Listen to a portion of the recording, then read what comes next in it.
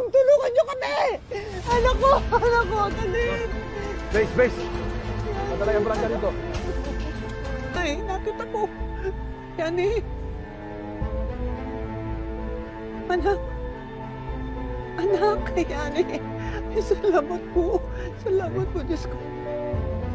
Anak. Nay? Andito ako. Nay? Andito ako. Nasa kayo, Nay? Andito ako. Yani, hindi ko kayo makita! Nay! Yani! Paul? Hindi kita makita!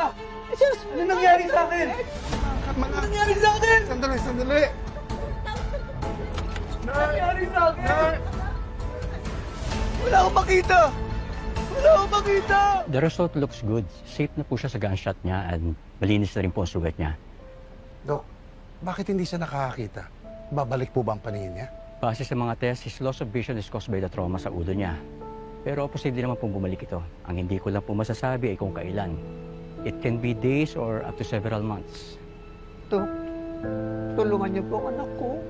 Tulungan niyo po. Nay, huwag po kayo mag-alala. Gagawin po namin ang lahat para sa anak niyo.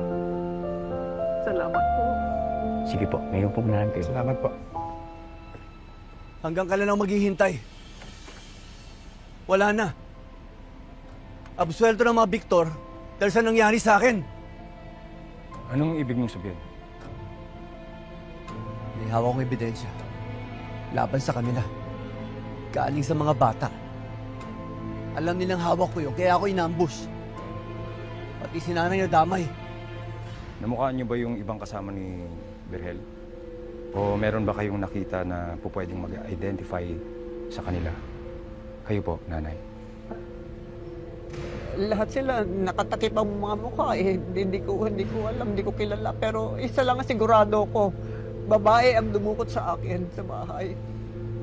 Hindi ko sila nakikilala. Pero alam kong tao sila na rin doon. At hindi ko makakalimutan ang mga mata na yon.